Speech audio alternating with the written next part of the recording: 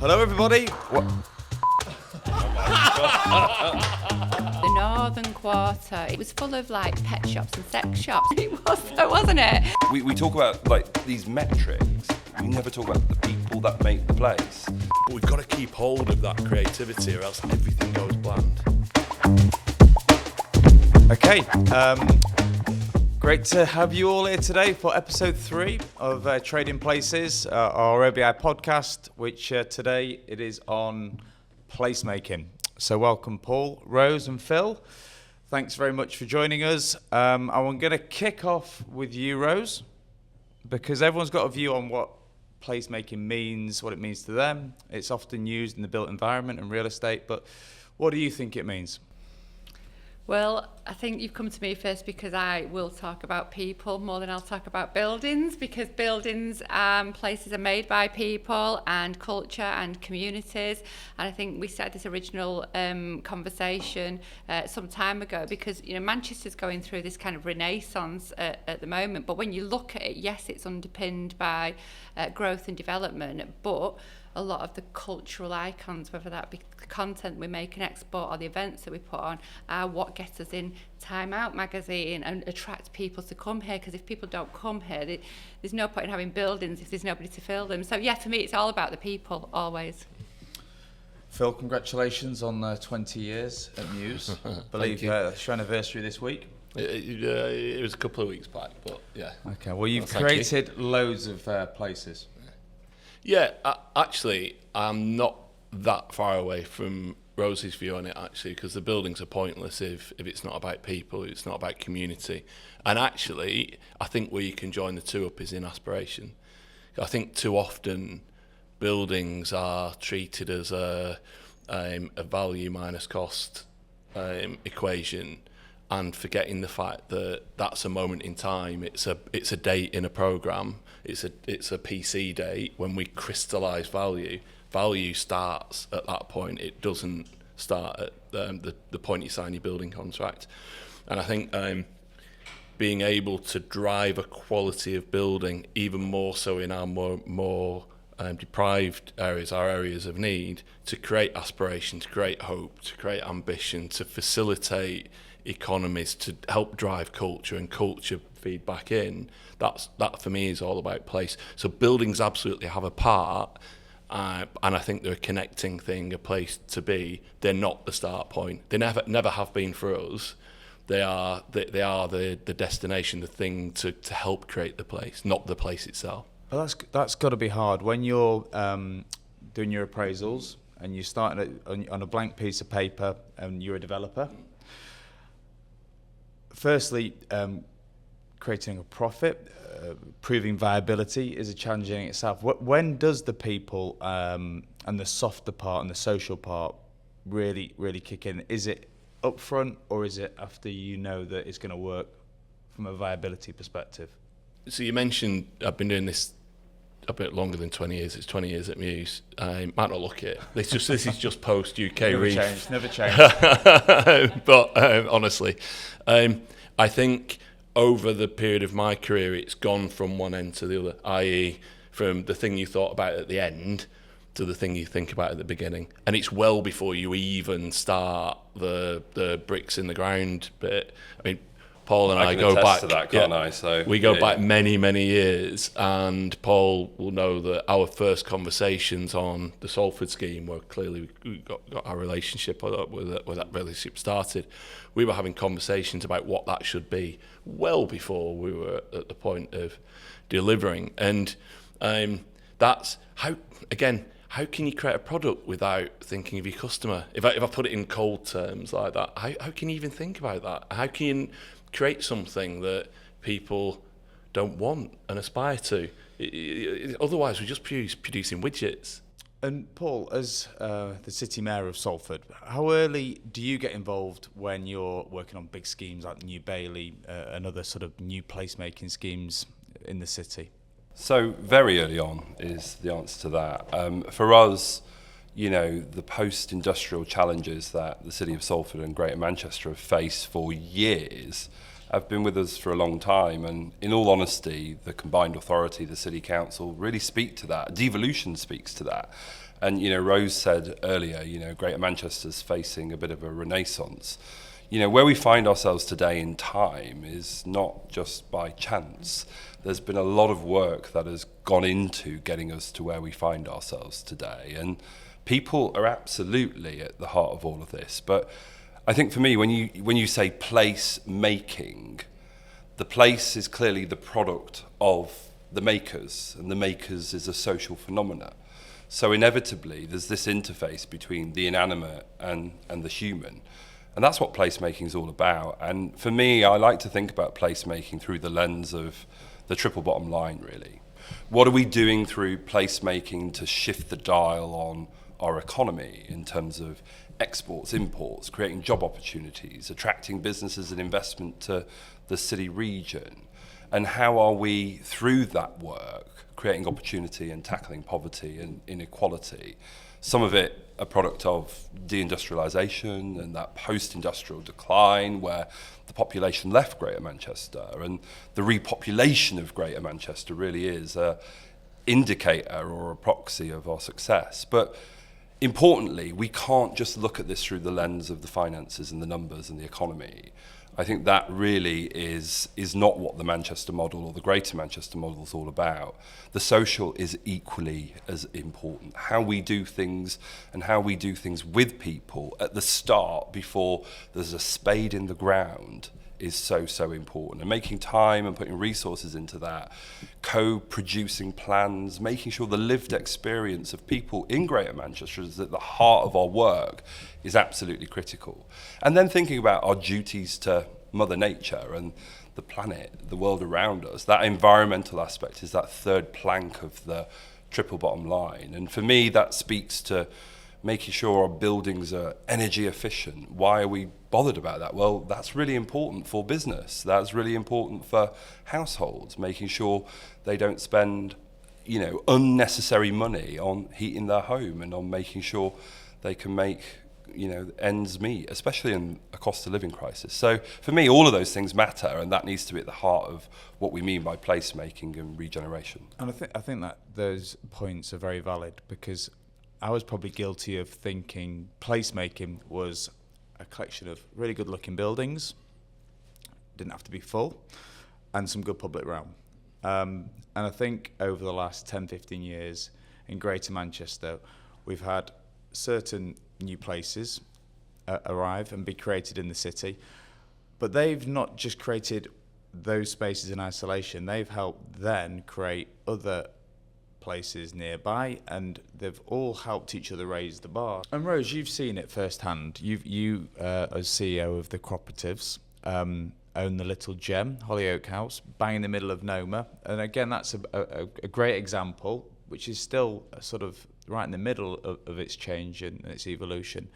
But how do you see being part of the Noma place, if you like? Well, you see, I think it's interesting when you describe placemaking and that kind of cluster, because I'm just going to, before I answer that, take you back to when we first met, which was the Sharp project. Yep. And that was not placemaking, that was turn this place into something because it was an empty 200,000 square foot warehouse that was running up, business rates and rainwater. And the strategic objectives for that from Manchester City Council was, one, this is on Oldham Road on the main arterial route to the north. First objective, start to stretch the city centre as far out this way as you go south. Create skills and opportunity for young people. And to be the first shop on the high street, because it sounds ridiculous now, but people didn't understand what creative digital was, and creative digital and tech wasn't a thing. And at that point, it became the new rock and roll. So Media City, the Sharp project was Manchester's quite tongue-in-cheek indie response to Media City. But do you think it is a place? Do you think it is a place now? It's not. So you didn't go, now there's a police station, There's a whole kind of area around that, but it's not placemaking how you talk about it. But what it did when you talk about it, Phil, is like actually it spurred, like there's a massive digital revolution in Manchester. It did that bit from one single place that then had a knock-on effect, but it wasn't all next to each other. And there was no sense of, at Central Park, there was no sense of place like that. It was just one building sat with another cluster of buildings that didn't really collect together as a place, but it was very clear that we had to connect into the place. So Sharp Futures, the social enterprise we set up, was to make sure that the young people in that area could work on TV, advertising, digital gaming, and had a relevance. Then that became the Space project in Gorton. So yeah, I find it kind of this wraparound like placemaking piece, because I'm not a property person, And like say Hanover, Hollyoak House on Hanover Street sits within this whole placemaking. But do you like seeing all these scenario. buildings going up around you and residential and new bars, restaurants? Yeah, obviously, offices? because what you do is then create this kind of, footfall that goes. But that's what I'm saying. That's what I'm saying. At the Sharp project, you don't get that because it's in Newton Heath and it's a very different kind of proposition. So I just think that there's different reasons you can place make. But you can't force things that are not there. And I was saying to you earlier, the first time I realised that, like say Greater Manchester had something that people were coming for, was we had, again, one of the very first places, a single building that was the first managed workspace in Manchester, 23 New Mount Street. It was before Juicy House, it was before anyone else had managed workspace. Nobody's done the economic impact of that place. SJM concerts came out of there, Chase and Status, like everybody came out of there. Red Alert, all the music industry came out of there. And it was because it was the first place you could get an easy in, easy out license in Manchester. So all the creatives kind of went in there and it created this whole kind of scenario. It created the Northern Quarter. So nobody ever sat and went, we're going to create the Northern Quarter. It was full of like pet shops and sex shops, frankly. And the only reason it was so, wasn't it? The only reason it became our place, the Northern Quarter, is when the property people came in and had to put wraparound and sell it. But you can't. I just don't think you can, like you saying, you can't force a community. There has to be something there to kind of bring it to life, and there has to be a will and of people, in my opinion, to create a real place that has real impact, other than being a collection of buildings that are filled with disconnected people. And I think that's the difference between what I would call in making a place and placemaking.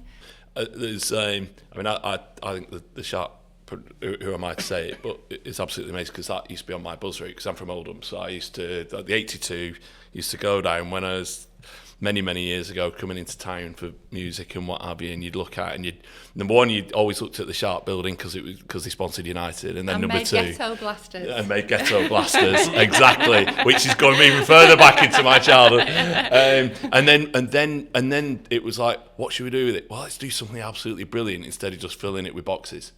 So I'm absolutely with you, and I would put that up there with all the other things that have made and make the city its thing. I just as proud of what we've achieved in Salford, of something we had nothing to do with, other than I've given them a lot of time and help and assistance with Islington Mill, that wasn't us. Which mill? Islington Mill, right, which was a guy called Bill Campbell, who an absolute rundown former cotton mill. And made it into creative space. Devoted his life to it. We had nothing to do with that directly, but it added to the place. It wasn't. But that's the special thing about Greater Manchester, isn't it? You have a lot of people that have this place under their skin, in their DNA, that want to see it succeed. And working with those people is absolutely the heart of what we're all about. I think for me, though, we've got to be really careful about how we do development and growth. We need to do that in a way that doesn't dehumanize places and doesn't, really push this notion of the cult of the aesthetic, because, looking at beautiful buildings doesn't necessarily transform poverty and inequality. And I think we know, certainly from early forms of regeneration, that the two can coexist, and one doesn't necessarily cancel out the other, or one doesn't, tackle the other. How we do growth really matters. So we get fixated on outcomes, and outcomes is a way of measuring things, but outputs, the processes, the procedures, the relationships, how we build trust, how we share risk, how we share finances, how we share people and develop people jointly. For me, growth is a joint enterprise, and all people have to be at the heart of this. It can't just be done by, foreign investment, foreign capital, or the development industry and their beloved architects winning the latest design awards for this, that, and the other. Otherwise, we've fundamentally failed. Well, if you look at, Paul, the evolution of, the work we've done together in Salford, you look at the Willow House building, which is just about to finish. If I read, and I genuinely don't, I've had them pointed out to me, the sort of keyboard warrior type responses on the internet around the design critics of the building, you'd go, oh God, we put all that effort in. They're fundamentally missing the point.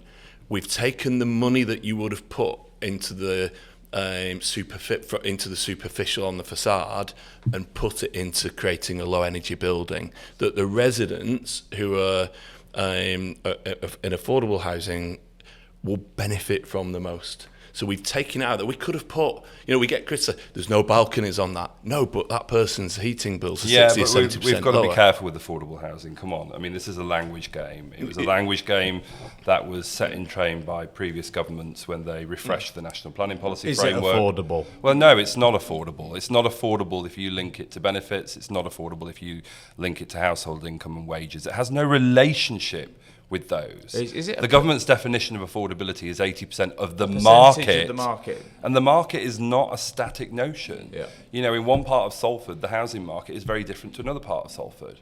Go and pick up any local authority's local plan and you'll see, even within a local authority, they have multiple housing markets across their boroughs. And the government speaks to the market, and the market only goes one way if you actually look at the data and the gap between average wages and income and what's been happening with property prices. The gap's been growing.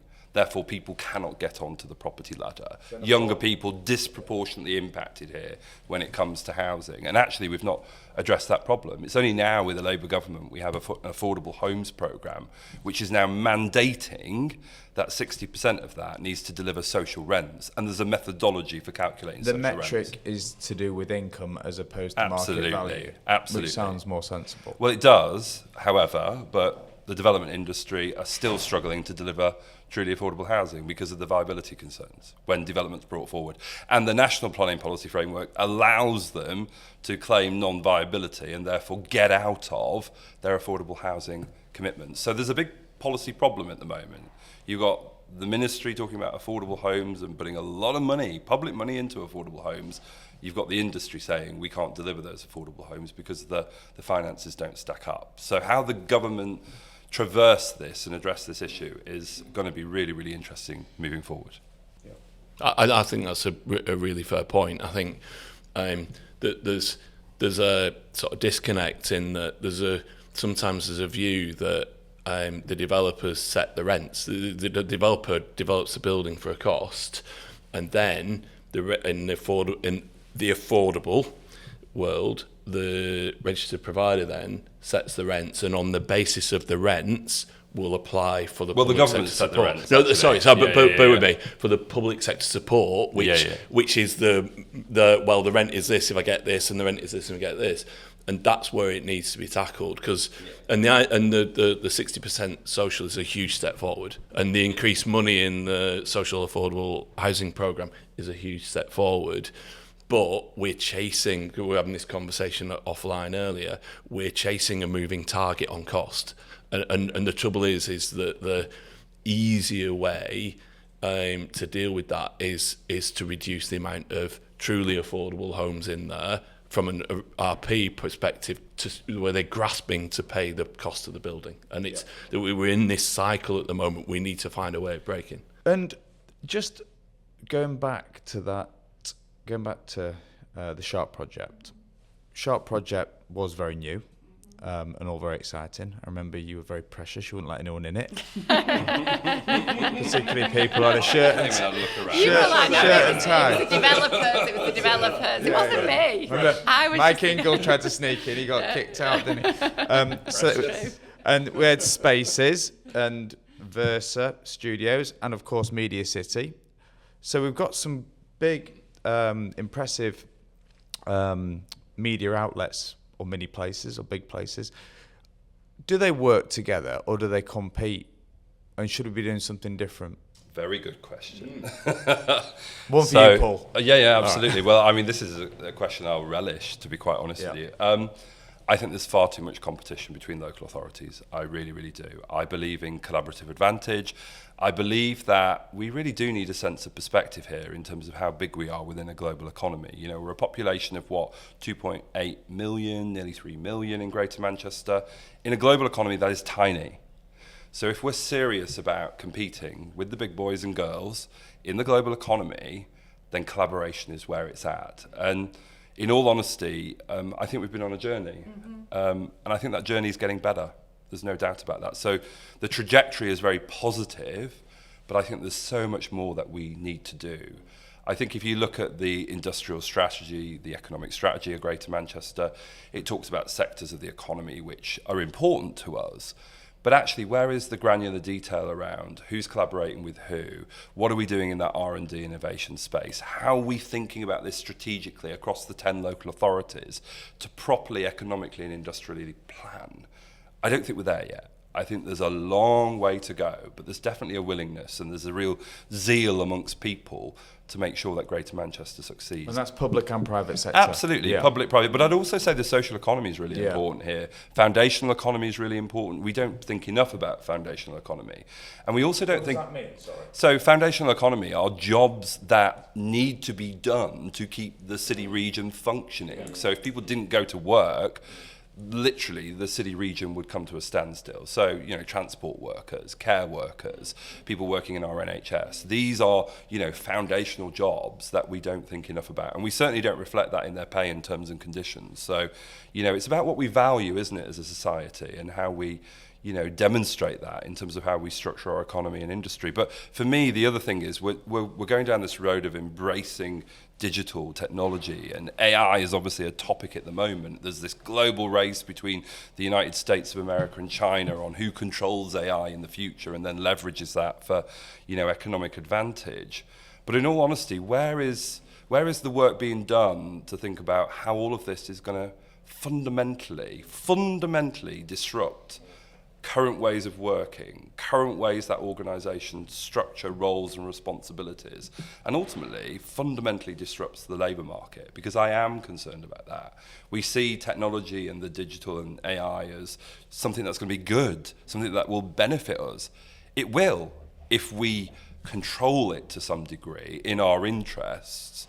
Otherwise, we are at the whims of the global economy. But it's also going to be disruptive. It's going to have an impact on some jobs. It's going to automate some jobs. And where is the plan for dealing with that within organisations, but also us collectively as a city region? And I think there's more work to do in that space too. Creative industries is another area where I think more collaboration can be going on across the city region to create something really that's great in the sum of the parts. Competition for me between the 10 local authorities can be really disruptive and really destructive and not actually improve people's welfare and not actually improve our economic standing in a global and national economy. So I'm just going to pick up on that because we have been on a journey, Paul, as you know, like, you know, joking aside, when the Sharp Project and Media City were at the height of local authority battling, you know, on the ground, actually, the production teams were ringing each other because we understood that it wasn't a battle of Manchester and Salford. It wasn't even a battle of Manchester and London. It was a battle of the UK and Hungary, you know, for production work. Like, you would rather it came to, you know, your country, because that means that there'd be more freelance work and that means you can build out the skills. And something Paul and I are working on at the moment, really exciting, Beyond the Music, which is a significant kind of social economy initiative because it is a cooperative, bringing together not just the local authorities in one vision, but the whole of kind of the content creation community. So Beyond the Music taking place in Salford's Media City. You know, one of the founding members is Manchester Council. If you'd have said that to me 10 years ago, I wouldn't have believed you. And, you know, and actually the big summit that global attractions coming to is AI, the first ever all content AI summit, because you know, again, we used to. It's called toxic individualism. We've been sort of trained to all battle against each other, and I feel like part of the reason there is a renaissance in Greater Manchester is people have started realising we have to work together, and when you work together and solve problems together. So if you look at something like content, so like I said, the creative industry, the digital tech, all the different buildings that facilitate all of that.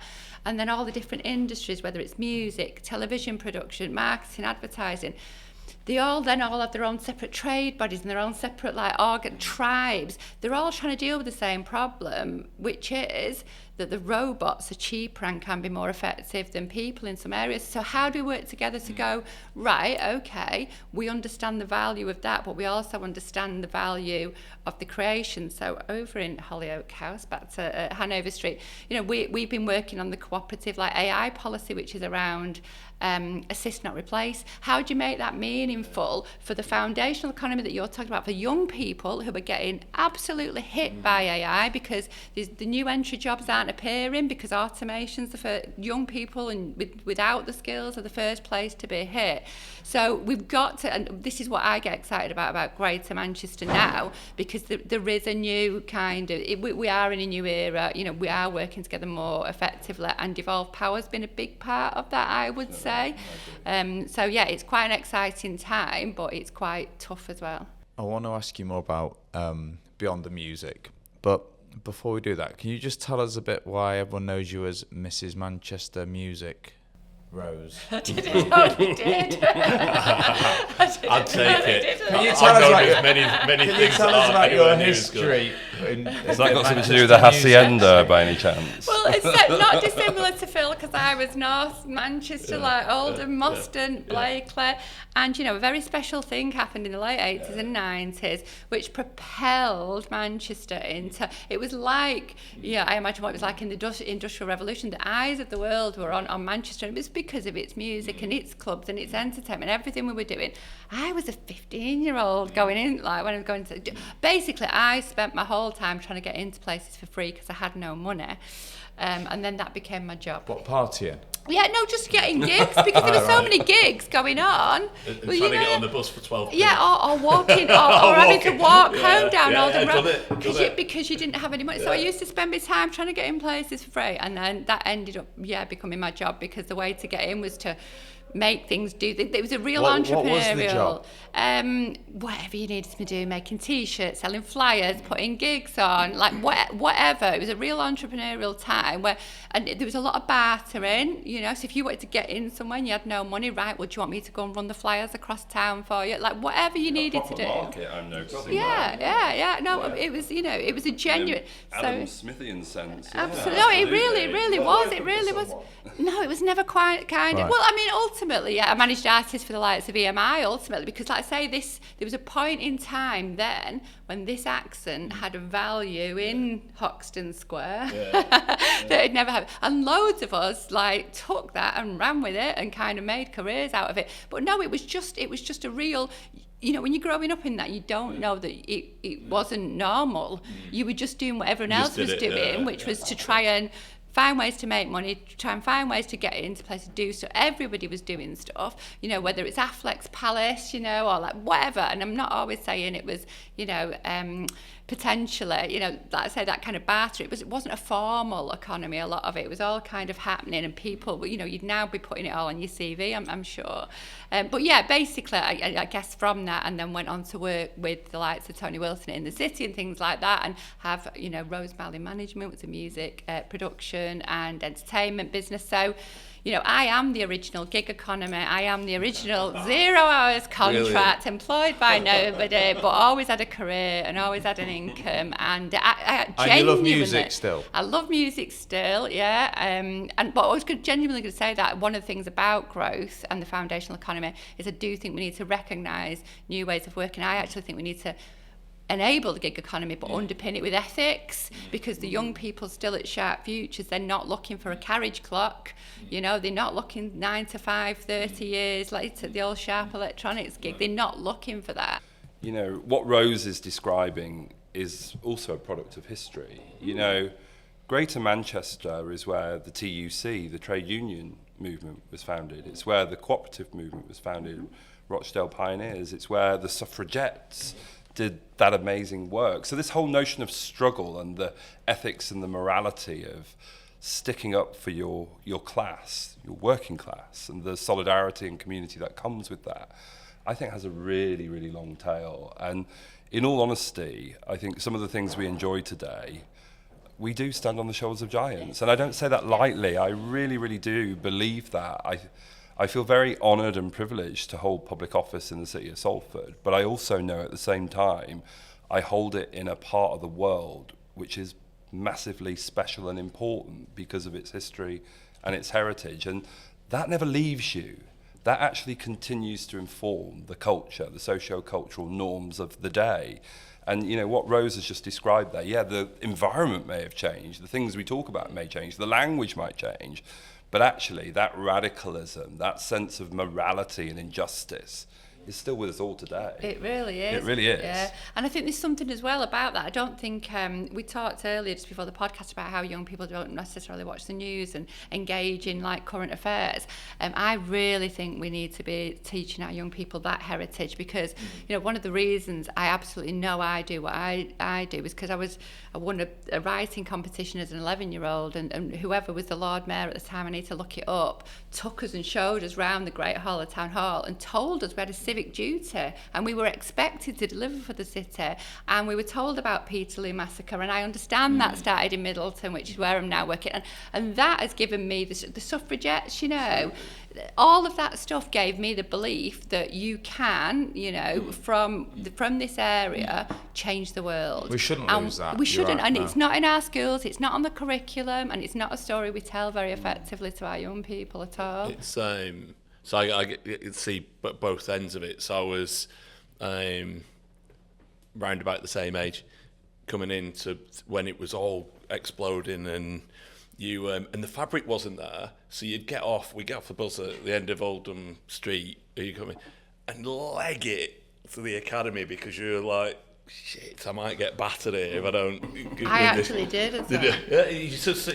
Yeah, and then yeah, I've got to get back for the last one home, and then you missed it, and then you had to walk all the way back up into Oldham. So I saw that end of it. I see it now because my daughter, shout out to Liv, went to Lipper and does.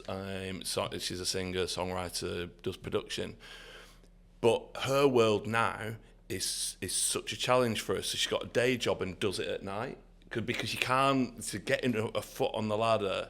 And she's worked with the guys at Islington Mill and what have you, but just getting in there. And she's also got the forces of AI and digital. So does somebody want her to write a score of music, or just want to stick it in a AI and get something not as good but for next to nothing?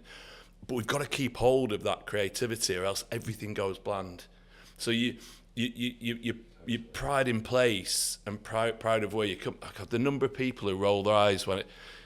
Are you from Oldham? Yeah, I've never heard that before. But I love talking about that. I love talking about that. But there's a risk that we lose it if we're not bringing people through.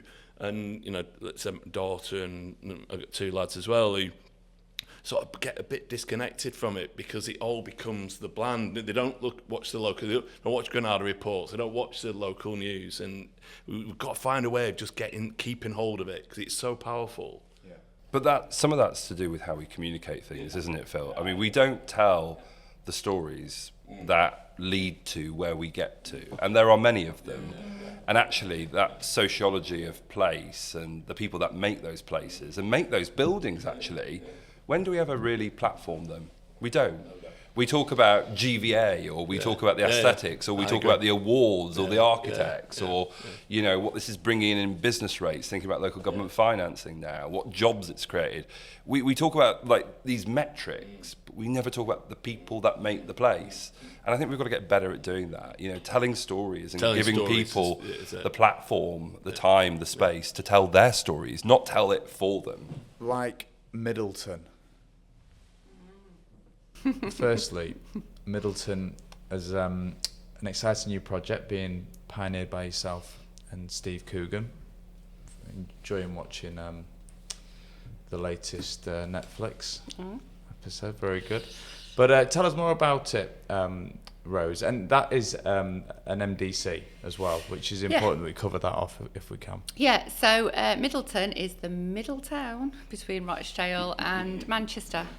And that's why it became economically important in all those times that Paul's talked about. And, you know, before we were walking down Oldham Road, people were walking down Oldham Road to get their food. Exactly. So, you know, it's like we full cycle, you know, access to food, equality. Like, how are we back here again that, like, there's not equal access to the basics of human life? But Middleton was a big part of that cooperative story, which started with the Rochdale pioneers, where 28 men said, yeah, you know, we're not happy, we're going to find a way. And they literally got wheelbarrows and started doing the own wholesale distribution. And the original farm where the Cooperative Wholesale Society started, it was called Jumbo Farm, and it's what is now Middleton Junction, which is now where J.W. Lee's is based. And yeah, basically, Steve Coogan, the actor, grew up there. I grew up in the ward next door. Blakely, went to school there at St John Bosco's. But you know, Steve Coogan, there wasn't just the music in that period. You know, there's a lot of our comedy and entertainment. You know, the likes of Caroline Ahern through that period, and obviously Steve himself. And we all did very well out of that period in terms of whatever it was, because it wasn't buildings and it wasn't, you know, we didn't have any like actual wealth, but just that spirit enabled us all. And so the Mayoral Development Corporation, or an MDC, is a technical way that government recognises city regions can bring growth and special powers like compulsory purchase orders into an area. And the best example we've got in probably the UK, but it's Stockport. You know, Stockport as an MDC. Stockport, you know, the new Berlin. Middleton is the new Stockport. So yeah, so the idea of a Mayoral Development Corporation in Middleton very much has come from, you know, when we look at some of these like deindustrialised people moving out, Middleton's got this incredible still like indigenous population, really strong community, and you know, but you know, very limited. Got some brilliant assets like Hotwood Hall College for schools. You know, again, it is on an arterial. You've got Atton Valley, you've got the Oldham MDC coming now. You know, you've got, it's kind of really well placed. It's got really poor transport, no housing, nowhere to go for the young people. So our mayor, because it's a Mayoral Development Corporation, Andy Burnham asked Steve Coogan and I to co-chair the shadow board and start, you know, working on the MDC. Steve, let's say, his family's still there. He brings a lot of in a world where viability is an issue. You need every bit of armour you can to make a place attractive and to raise its profile, and to, you know, so Steve, you know, really important for that profile. But then me on the cooperative side, so it's actually Middleton Cooperative MDC, because we are embedding participation. So this isn't about coming in and gentrifying a place. This is about working with the people, you know, of Middleton to be able to come together. Let's say people are angry. There is a rise of the far right as well across that area. There's a real political point to this about helping people to get agency back in their place, helping to people feel that they can do something because they feel impotent in their own lives. But the time you've invested, because I've been at a small involvement with you both, which has been enjoyable.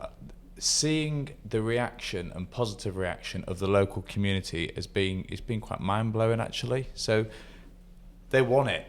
And they absolutely love the vision that you've got for it. And we've that not must give even- you a lot of confidence that It does, and it's bizarre because we actually haven't done anything yet. We've not even set up the MDC, but the amount of people that can't believe what you're doing in Middleton, it's amazing. You know what we've done so far? We've listened. Yeah.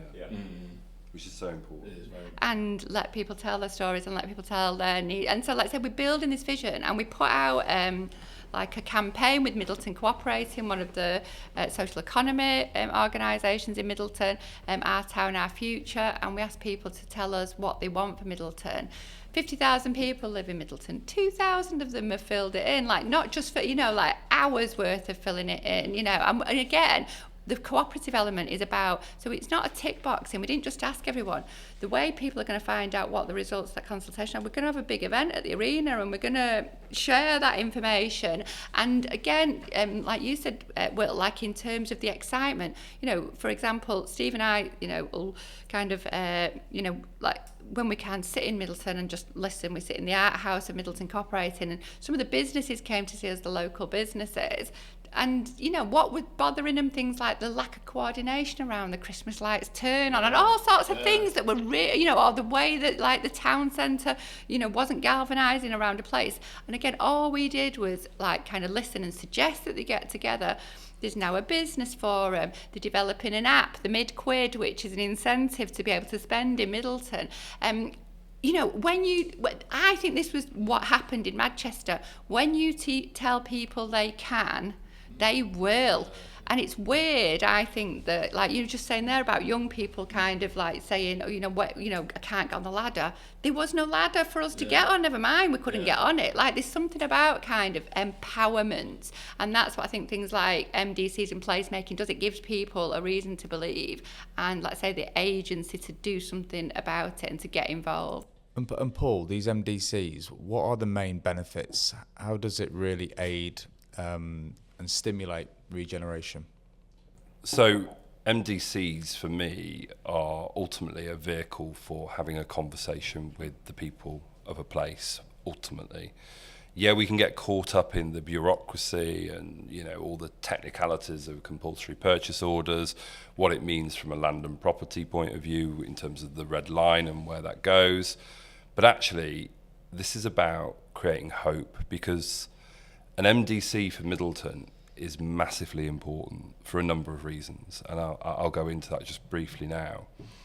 Thus far, Greater Manchester has pursued an agglomeration economic strategy, and what I mean by that is the centre of the city region, the central business district, predominantly the city of Manchester, has been the priority. And I absolutely get that. But where we find ourselves now is able to think differently and think polycentrically about our future. We've not always been able to do that, because don't forget what we had to do post-deindustrialisation was create the conditions for people to want to come and live here, to want to come and invest here, to want to come and set up business here. Because post-industrial decline ripped the heart out of Greater Manchester. Not quite though, it never really succeeded. And that's the important point. This is Phoenix from the flames moment, and we're well beyond that now. We've set in train now, through the success of the regeneration of the central business district, a huge opportunity for us to do things differently.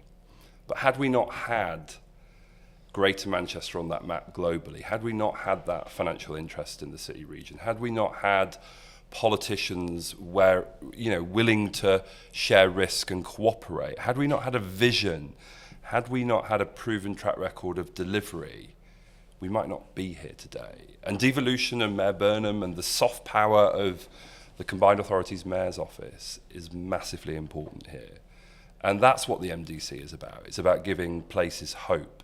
But for me, we are at a really interesting juncture where the economic strategy that we've pursued to date, some people call it neoliberalism, we are at a crossroads on how to do things differently. And I sincerely hope, and this is genuine, I really do sincerely hope that the MDC in Middleton succeeds. Because what that will do is give us a blueprint for doing things genuinely differently. Because today it's been all about getting the investment in and all boats allegedly rising. Well, we know that hasn't happened. The gap between the rich and the poor has continued to grow. And actually, to some extent, you could argue we've let central government off the hook a little bit, certainly in those earlier years, because we've been so successful with FDI and global capital. And actually, we haven't had the same level of public subsidy that the City of London, and the capitals, get more had. and more challenging, isn't it? If we want these places to be socially right, architecturally good, great public realm, green spaces, accessible to the masses, can we do it? Can we achieve all that? We are Greater Manchester. We do things differently. Yeah. We have a really amazing history and heritage. And in all honesty, I think, we can have our cake and eat it. Absolutely. But we've got to work hard for it. Yeah. It's not going to be freely Is it getting given. harder? Absolutely. Right. No doubt about that. But one of the things, what Steve would say if he was here, is that Barnes Wallis, who invented the bouncing bomb, always says that if you want to solve a problem, get people who don't work in it and know nothing about it. And to Steve and I on housing, because we're asking questions that my first PA did that to me, helped me out a lot. Yeah, but it's, you were at MIP and we were asking questions like you said, affordable housing. Well, why do you have to own it? Where this buy to rent? Why can't people have 20-year rent? Like, we're just asking, genuinely going, well, why do you do it like that? So we don't and I'm certain that we're starting to find some answers in places because there is a will and light, and like Paul says, there's a heritage there to kind of want to do it. But I just do think there's something to be said about trying to break a model, break a mould, and that's what Paul's talking about. If we make this happen in Middleton, in amongst viability gaps, in amongst actual real political tensions, in amongst an economic and global environment, so if we can do it in Middleton, then we will have created a blueprint that everyone's behind us. I think I'm absolutely with you. I think when we go back to the Salford example, but then I'll come on to the Stockport MDC because we've been involved there for many years, right from the beginning. And before it, actually, everyone told us we couldn't do Salford. People told us they wouldn't live back on Chapel Street, and they wouldn't, and that we couldn't knit the community back in. Is your favourite Italian still there or not? Yes, it is. It is, yeah. It is. But there's a story there in a guy who lived across the road who wanted to set up his own business, and we set the rent at a level where we lost money. You promised to take me there for about 5 years. I have, yes. But we held it for a year for him because he wasn't ready to take it, because it was about the intangible, the thing that's going to add a value, not something you can write down on a number. And I think the things you've just described, the green space, absolutely, that's the aspiration, that's where we want to go. But in a sense, that they're also the outcomes. Something has to change first to get there, or else it'd be easy. And it's that changing the mindset. How are we going to do things differently? How are we going to break it? How are we going to get people to own a place again before it becomes less property people? I love the conversations. Indeed. I love. We're property people. I'm struggling taking my head out of it. But we disempower people, don't we? We disempower people through the language, through the over-professionalisation of everything. We really, really do. And I get that some of that's necessary to manage risk and everything else. Absolutely. But seriously, we've got to think differently about how we do economic development and regeneration. And we've got to put people at the heart of all of this, giving them opportunity, giving them hope, transforming their lives, listening to them, and letting them tell us what they want to see in their communities and their neighbourhoods. It goes back to the first conversations we had. That's what we did together in Salford. And on the MDCs, using Stockport as an example, I've seen it up close for a long time. Look, the CPO stuff and what have you, it's not the point. It's the convening power. Absolutely. That's what's exciting. It convenes and it sends a very strong signal that this is important. Absolutely.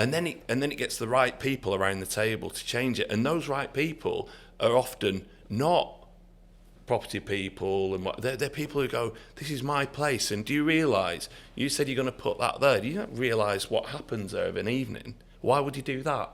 That is so powerful that you just, you heard me say this before, master plans as a piece of paper drive me mad, because they're always great if you're a seagull. So you look down, they always make sense when you're a seagull. They never make sense when you're on the ground. And when the rubber hits the road. And it is. And that's what I think MDCs do. They convene people and they bring people in, they give some ownership back, which is they're doing Totally differently. I mean, I must give a shout out, though, for the amazing public sector workers we have in Greater Manchester. They're pragmatists at heart. They're can-do. They're all about delivery, and they are phenomenal. I am so blessed with the people that work with me in the combined authority, but also in Salford City Council. And had we not got those people in the system, working with the development community, working with investors, working with the third sector, working with, you know, the other parts of the public sector, we wouldn't be achieving what we're achieving. So, you know, I do have to give a shout out for them. And the MDC is, if you like, the vehicle for giving you access to that amazing cadre of people, ultimately. Why is culture important in placemaking? For me, because I am not a property developer or a placemaker, but the penny drop moment for me was when I was in that said managed workspace in 23 New Mount Street, and I was interviewing engineers for a recording studio in the days of like Pete Tong and FFRR, Mixmag and House, and a guy came to the interview and freelancing pod, the original gig. And he was from Hong Kong, and he'd come to Manchester to do a sound engineering course. And I'd asked him all about his life in Hong Kong, and it sounded great. And I was like, can I just ask why you came to why you've come to Manchester? And he said, because I heard the streets are made of vinyl. No, we can't add to that. Oh, that's a pretty cool. That's a good answer. And that's when I realised that. Because at the time, like you say, the 90s, it wasn't the big shiny buildings. You couldn't walk down Market Street still late That'll at be night. designed into the next Muse public lounge. Vinyl. I mean, for me, though, I mean, music's massively important to Greater Manchester. So is football, by the way.